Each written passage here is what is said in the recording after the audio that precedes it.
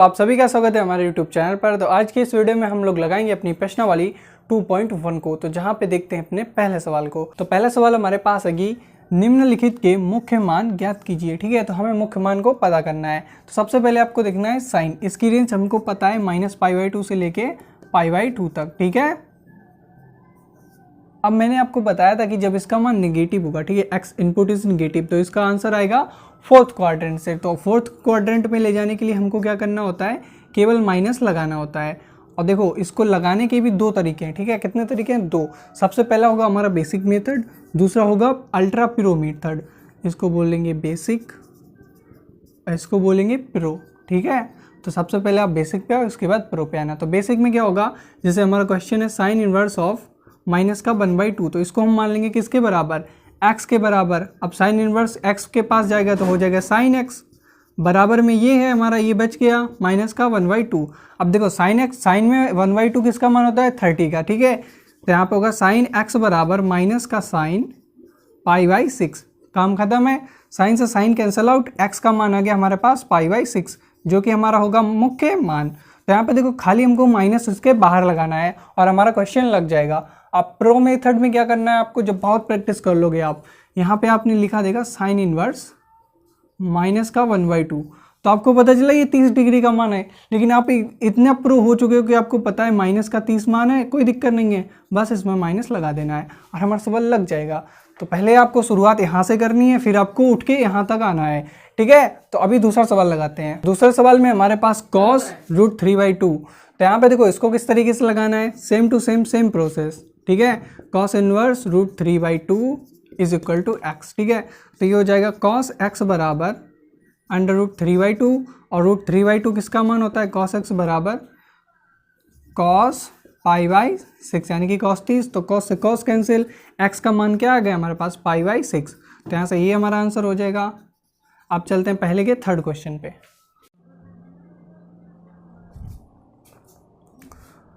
तो अभी हम लोग अपना देखते हैं पहले का तीसरा नंबर सवाल। तीसरे में क्या है, cosec इनवर्स 2। ठीक है, तो cosec इनवर्स 2 को हम मान लेंगे x के बराबर, 2 बराबर x। ठीक है, तो इसको ले जाएंगे उस तरफ, तो ये हो जाएगा cosec x बराबर 2, और cosec में 2 का मान हमको पता है किसका होता है 30 का। ठीक है, तो cosec π/6, तो cosec से cosec कैंसिल, हमारा मुख्य मान निकल के आ जाएगा यहाँ से π/6। तो बात खत्म है यहाँ से। अब देखते हैं फोर्थ वाले में क्या है, माइनस का tan √3, तो tan इनवर्स माइनस का √3, इसको कर दिया x के बराबर, तो ये हो जाएगा tan x बराबर, tan इनवर्स को उधर लेके गए, tan x बराबर, ये बचा माइनस का √3, तो tan x बराबर माइनस का है तो इसको माइनस यहाँ पे लगा लेंगे, tan √3 है तो √3 किसका मान होता है, π/3, यानी कि 60 का, तो tan से tan कैंसिल, तो x बराबर आ गया माइनस का π/3। तो यहाँ से ये भी, इसका काम भी खत्म। इसके बाद इस पे आ जाओ, cos इनवर्स -1/2 बराबर x, तो ये हो गया cos x बराबर माइनस का 1/2। अब देखो आपको पता होगा cos में 1/2 किसका मान होता है, cos 60 का। ठीक है, तो यहाँ से हो जाएगा cos x बराबर cos, यहाँ पे क्या रहेगा, माइनस का π/3। ठीक है, एंगल आपको इस तरीके से लिखना है। फिर क्या करेंगे, cos x बराबर cos, ये इसको घटा देंगे पाई से, तो पाई माइनस π/3। तो अब देखो cos x बराबर cos 3π minus pi is equal to 2π, minus 2π/3, cos से cos कैंसिल, x बराबर 2π/3। तो इसको आप प्रो मेथड से भी लगा के देखना, एकदम आसानी से लग जाएगा।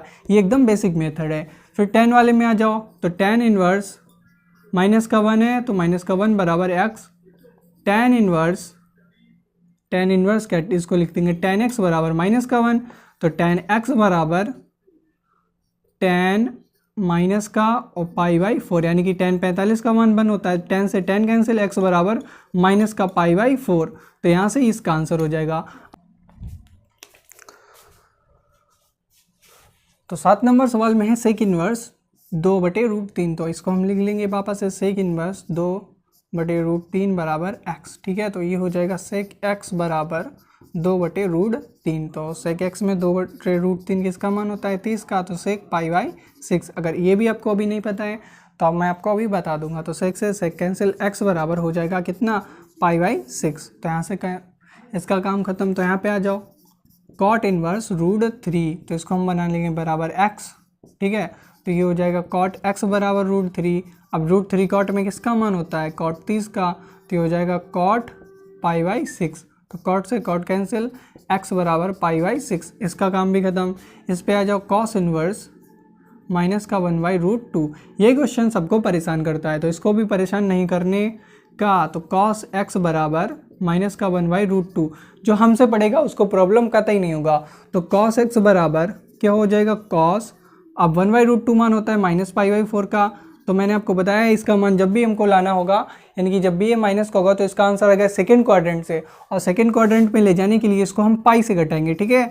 तो कॉस x बराबर कॉस पाई माइनस π/4, तो पाई से 4 पाई से 4 एकम 4, तो 4 पाई, 4 पाई से 1 पाई घट गया, कितना बचा 3 पाई। अब वो 4 पाई लेटने वाली नहीं है, 4 पाई है, तो ये हो जाएगा 3π/4, और कॉस से कॉस कैंसिल, यहाँ से आ जाएगा x बराबर 3π/4। तो यहाँ से ये भी काम, इसका भी काम खत्म होता है। फिर आ जाते हैं कॉसेक पे, तो कॉसेक इनवर्स माइनस का √2 बराबर x, तो यहाँ से हो जाएगा कॉसेक x बराबर माइनस का √2। अब √2 कॉसेक का किसका मान होता है 45 का, तो ये हो जाएगा माइनस का कॉसेक π/4। तो कॉसेक से कॉसेक कैंसिल, x बराबर माइनस का π/4। यहाँ से ये 10 नंबर सवाल कंप्लीट। यानी कि फिर हम लोग देखते हैं अपना 11 और 12 नंबर सवाल। तो 11 नंबर सवाल में हमको दिया है कि tan inverse 1 plus cos inverse minus 1/2 और साइन इनवर्स माइनस का 1/2। तो यहाँ पे देखो बेसिक मेथड की जगह हम लगाएंगे प्रो मेथड। देखो tan इनवर्स में क्या करेंगे, 1 किसका मान होता है π/4 का, तो यहाँ से आ जाएगा π/4।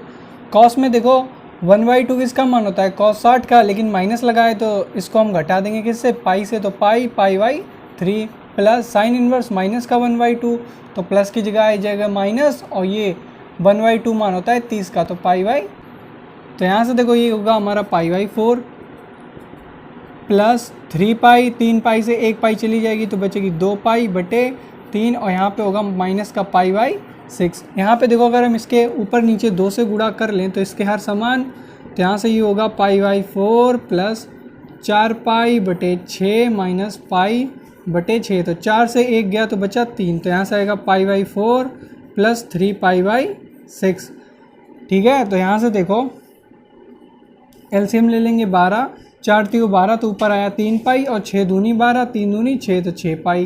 तो इसका आंसर हो जाएगा 6 3 9, 9 पाई बटे 12, यहाँ से काट देंगे 3 3 9, 3 चौक 12, तो आंसर आ जाएगा हमारा 3π/4।